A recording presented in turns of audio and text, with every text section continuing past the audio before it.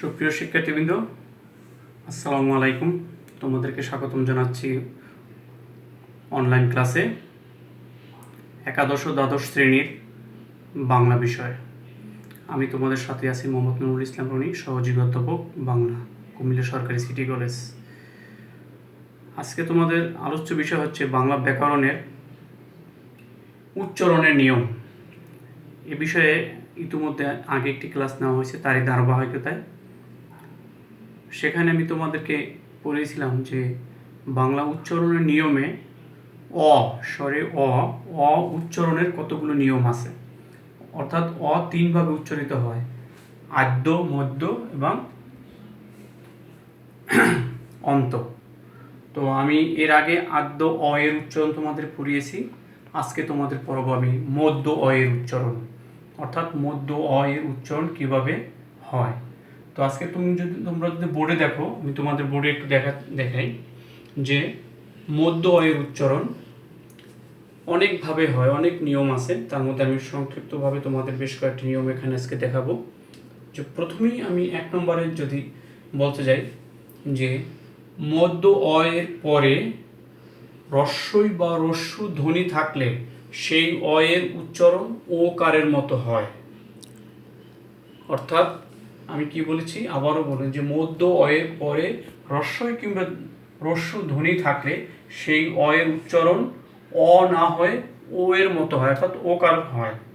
যেমন কাকলি, আমরা যদি বলি কাকলি, কিন্তু এটাকে লেখি আমরা কাকলি, কিন্তু উচ্চারণ করি কাকলি, অর্থাৎ কাকলি। এখানে কাকলি কি কাকলি, ও অর্থাৎ এর উচ্চারণটা এখানে দেখো এর উচ্চারণটা এখানে উচ্চারিত হয়েছে ওকার রূপে, ও কলি, ওলি। তদ্রূপভাবে আমরা যদি বলি জলধি, এটার উচ্চারণ জলধি, অর্থাৎ সকরুণ এর উচ্চারণ ওকারের মতো হয়।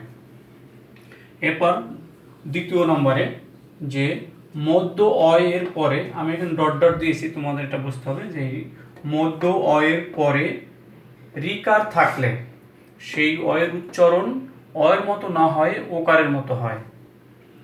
অর্থাৎ আবারও তোমাদেরকে বলি যে মধ্য এর পরে রিকার থাকলে সেই রিকারের সেই স্বরে এর উচ্চারণ ওকারের মতো হয়। যেমন লোকনৃত্য, এখানে আমরা উচ্চারণটা যখন করব তখন সেটা এর উচ্চারণটা ওকারের মতো হয়ে যায়, অর্থাৎ লোক। এখানে আমি দেখো লয় ওকার ক, নৃত্য এখানে লিখেছি লোক ও নৃত্য, আর এখানে ও উচ্চারণ দিয়েছে, অর্থাৎ এর উচ্চারণটা এখানে ও এর মতো হয়ে গেছে। অনুরূপভাবে উপবৃত্ত, উচ্চারণটা হবে উপবৃত্ত না হয় উপবৃত্ত, অর্থাৎ ওকার রূপে উচ্চারিত হয়। নাম্বার 3, মধ্য এর পরে যদি জ ফলা থাকে, অর্থাৎ মধ্য এর পরে জ ফলা থাকলে সেই এর উচ্চারণ এর মতো না হয়ে ওকারের মতো হয়। এটা কিন্তু আমি ডট ডট দিয়েছি, তোমাদের বুঝতে হবে যে এই লেখাটার এই ডট ডট, অর্থাৎ যে নিয়মটা কি, যে মধ্য এর পরে যদি জ ফলা থাকে তাহলে সেই জ ফলা থাকলে সেই এর উচ্চারণ এর মতো না হয়ে ওকারের মতো হবে। যেমন অদম্য, এখানে দেখো একটি শব্দ অদম্য, এখানে জ ফলা কোনটা, ময় জ ফলা, তো এখানে অদম্য এর পরে জ ফলা আছে, অদম্য এর উচ্চারণটা এরপরে ম জ ফলা, অর্থাৎ জ ফলা আছে। তাহলে এই অদম্যটা আমরা উচ্চারণটা যখন করি তখন লেখি অদম্য স্বরে দ ময় জ ফলা, কিন্তু উচ্চারণটা যখন করি তখন সেটাকে আমরা উচ্চারণ কিভাবে করি, অদম্য, অর্থাৎ এখানে এর উচ্চারণ এখানের এর উচ্চারণ এখানে ওকারের মতো হয়ে গেছে, অদম্য অদম্য। তদ্রূপভাবে বা অনুরূপভাবে অসভ্য, আমরা যখন এই শব্দটা লিখি অসভ্য, স ভয়জ ফল অসভ্য, কিন্তু উচ্চারণ যখন করি সেটা হয়ে যায় অসভ্য, সয়কার ভ জ ফলা, অর্থাৎ এখানে দেখো এখানের এখানের স্বরে ও হয়ে যাচ্ছে। অনুরূপভাবে আলস্য, উচ্চারণটা যখন আমরা করি লিখি আলস্য, কিন্তু উচ্চারণটা যখন করব তখন সেটা উচ্চারিত হবে আলস্য। আ লো সো, অর্থাৎ অটা এখানের এই অটা উচ্চারণের ক্ষেত্রে ওকার হয়ে যায়। এরপরে 4 নম্বরের ক্ষেত্রে আমরা যখন দেখি যে মধ্য অয়ের পরে কেউ বা জয়গ অর্থাৎ যদি থাকে ধ্বনি থাকে তাহলে তার উচ্চারণ অয়ের মতো না হয় ওকারের মতো হয়। অর্থাৎ কি বলা হয়েছে,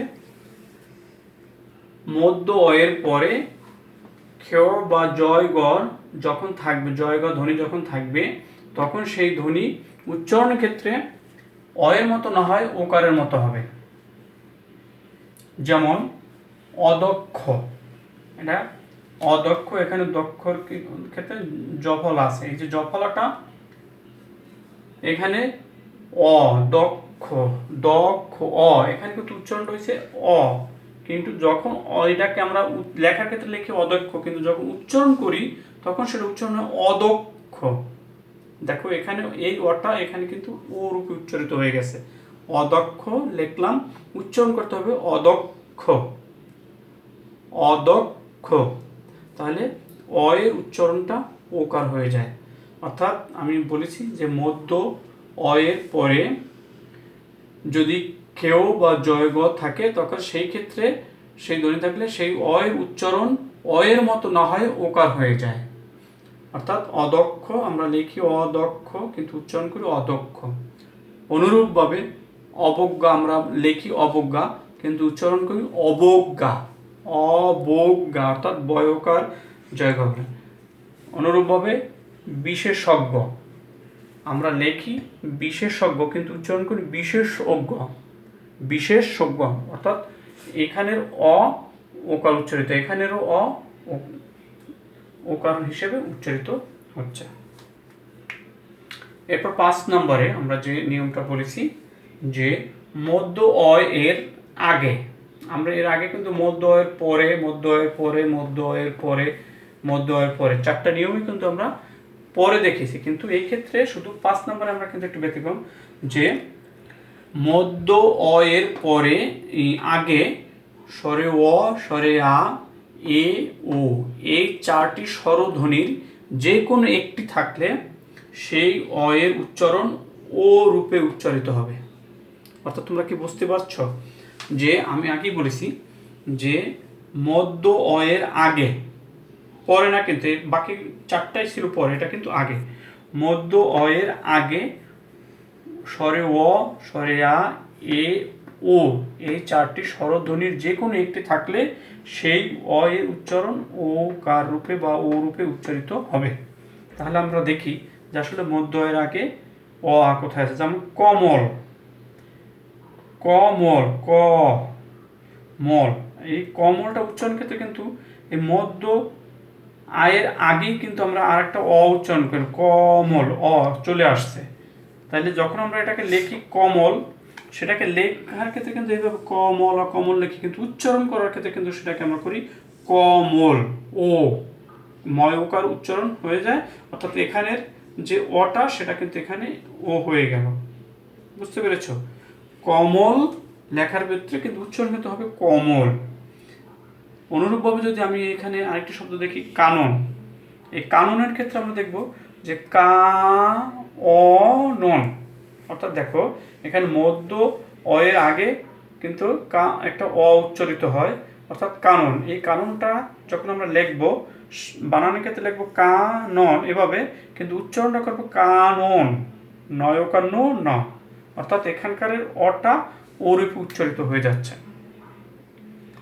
অনুরূপভাবে বেতন, এই শব্দটাও যদি আমি বলি বেতন, বে এ বেতন, অর্থাৎ মধ্য অ এর আগে কিন্তু এখানে একটা এ উচ্চারিত হয়ে গেল, এখানে একটা এ উচ্চারিত হয়ে গেল, বে এ বেতন। তাহলে এই বেতনটা যখন আমরা লিখবো বেতন, কিন্তু উচ্চারণটা করতে হবে বেতন, বেতন, উচ্চারণটা কিন্তু হবে এভাবে। বুঝতে পেরেছো? বেতন। তাহলে এখানে অটা এখানে ও রূপে উচ্চারিত হয়ে গেল, বেতন অ, এটা বেতন ও হয়ে গেল। অনুরূপভাবে ওজন, ওজন, এই যে দেখো মধ্য এর আগে এখানে ও, এখানে ও চলে আসছে, ওজন। তখন আমরা এই উচ্চারণটা যখন করব তখন সেটা হয়ে যায় ও জন জয়কার ন, অর্থাৎ এখানকারের অ এখানে কিন্তু ও হিসেবে উচ্চারিত হলো। ওজন, ওজন বানানটা লিখি ওজন, কিন্তু উচ্চারণটা ওজন জয়কার ন, অর্থাৎ অ ওরূপে উচ্চারিত হলো। তাহলে আমি কি বলেছি, আবার নিয়মটা দেখো, যে মধ্য অ এর আগে অ, আ, এ, ও এই চারটি স্বরধ্বনির যে কোনো একটি, সবগুলোই থাকবে তা নয়, যে কোনো একটি থাকলে সেই অ এর উচ্চারণ ওরূপে হবে।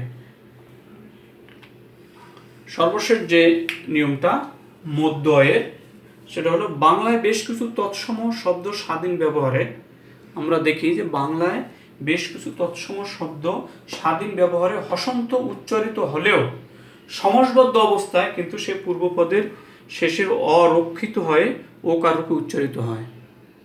অর্থাৎ কি বলছে, যে বাংলায় বেশ কিছু তৎসম শব্দ, তৎসম শব্দ কোনটা এটা তোমাদের আগে বুঝতে হবে, যে আমরা শব্দের গঠন পড়েছি, সেখানে পড়েছি তৎসম, তদ্ভব, দেশি, বিদেশি। এই তৎসম মানে, তৎসম শব্দের অর্থ হচ্ছে তার সমান, তৎ মানে এই তৎশব্দের অর্থ হচ্ছে তার, আর সম মানে সমান, তার সমান, কার সমান, সংস্কৃতের শব্দ সব সমান, অর্থাৎ সংস্কৃত থেকে যেসব শব্দ সরাসরি বাংলা ভাষায় ব্যবহার করে সেগুলোকে বলে তৎসম। তাহলে এই তৎসম মানে তার সমান, অর্থাৎ এই তৎসম শব্দ যখন স্বাধীনভাবে বাংলা হসন্ত উচ্চারিত হলেও কিছু কিছু শব্দ আছে যে তৎসম শব্দ যেগুলো উচ্চারণের সময় আমরা হসন্ত হিসেবে উচ্চারণ করি, যেমন পথ। আমরা যখন বলি পথ তখন সেটা কিন্তু পথ, এটা হসন্ত উচ্চারিত হয়। এটা স্বাধীন ব্যবহার হসন্ত উচ্চারিত হলেও কিন্তু সমাসবদ্ধ অবস্থায় যখন ব্যবহার করা হয় তখন কিন্তু পূর্ব পদের অরক্ষিত হয় ওকার রূপে উচ্চারিত হয়। যেমন এখানে আমি বলেছি পথ, এটা উচ্চারণটা করেছি পথ, এখানে কিন্তু ওকার রূপে উচ্চারণ না, হসন্ত রূপে উচ্চারিত হয়েছে। কিন্তু যখনই আমি এটাকে সমাসবদ্ধ অবস্থায় বা সমাসবদ্ধ পদে ব্যবহার করব তখন কিন্তু সেটার উচ্চারণ অ এর উচ্চারণ ওকারের মতো হয়ে যাবে। যেমন পথচারী, উচ্চারণটা লিখি পথচারী, পথচারী, উচ্চারণটা লেখার সময় কিন্তু আমরা লিখি পথচারী, অর্থাৎ পথচারী, কিন্তু উচ্চারণের ক্ষেত্রে হয়ে যায় পথচারী, অর্থাৎ এই অটা কিন্তু তখন এখানে ও হয়ে যায়, পথচারী অ, পথ, পথ অ, আর এখানে পথ ও, পথচারী ও হয়ে গেল। তাহলে এখানে অ এখানে ও রূপে উচ্চারিত হয়ে গেল। অনুরূপভাবে আরেকটি শব্দ দেখি আমি, এখানে আছে বনবাসী, বনবাসী, লেখার সময় আমরা লিখি বনবাসী, কিন্তু উচ্চারণ যখন করব তখন হয়ে যাবে বন অটা ও, বন, এখানে কিন্তু একটা ওকার হয়ে যাবে, বনবাসী। অনুরূপভাবে এখানে আরো একটি শব্দ আছে বনলতা, আমরা উচ্চারণটা করব বনলতা, লেখার সময় লিখব বনলতা, এখানে অ, কিন্তু যখনই আমরা উচ্চারণ করব তখন সেটা হয়ে যাবে ও, বনলতা। দীন বন্ধু, আমরা লিখি দিন বন্ধু ন, অ, দিন বন্ধু অ, কিন্তু উচ্চারণের ক্ষেত্রে হয়ে যায় ও, দীন বন্ধু ও। তাহলে এই শব্দগুলো এভাবে আমাদের উচ্চারণ করতে হবে। তো আশা করি তোমরা বুঝতে পারছো যে যেহেতু বাংলা উচ্চারণের নিয়মটা একটু কঠিন, কিন্তু আবার বুঝলে ততটা কঠিনেরও কিছু না, এই জন্য তোমাদের ভাগ ভাগ করে আমি অল্প অল্প করে দেখাচ্ছি। যেমন এর আগের ক্লাসে আদ্য অ এর উচ্চারণ আমি, অর্থাৎ শুরুতে যে অ থাকলে সেটা কীভাবে উচ্চারিত হয় সেটা করিয়েছি। আজকে তোমাদের পড়ালাম মধ্য অ, অর্থাৎ মধ্যে যদি অ উচ্চারিত হয় কোনো শব্দের বা ধ্বনির মধ্যে অ থাকলে সেইটা উচ্চারণ হলে কোন কোন ক্ষেত্রে কোন নিয়মগুলো হয়, যে মধ্য অয়ের পরে রস্য থাকলে কিভাবে উচ্চারিত হয়, রিকা থাকলে কিভাবে হয়, জফলা থাকলে কিভাবে হবে, হ্যাঁ, এর আগে অ, আ, এ, ও এইগুলো থাকলে কিভাবে হবে, এটা তোমরা পড়লো।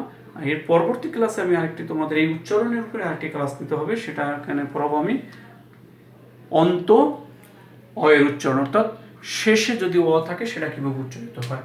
তো আশা করি তোমরা বুঝতে পেরেছো শিক্ষার্থীবৃন্দ, একটু মনোযোগ দিয়ে পড়বে এবং তোমাদের যে বাংলা ব্যাকরণ বইটা আছে সেই বইটাও তোমরা একটু নিজেরা বাসায় পড়াশোনা করবে, তাহলে এই নিয়মগুলো বুঝতে সহজ হবে। আশা করি তোমরা বুঝতে পেরেছো। পরবর্তী ক্লাসে আবার তোমাদের সাথে দেখা হবে এই বাংলা উচ্চারণের নিয়ম নিয়ে, সেটা পড়াবো। অন্ত অয়ের উচ্চারণ, অর্থাৎ শেষে অ থাকলে সেটা কীভাবে উচ্চারণ করে সেই বিষয় নিয়ে তোমরা পড়াবো। তোমরা সবাই ভালো থেকো, বাসায় থেকো, stay home, save home. Thank you সবাইকে।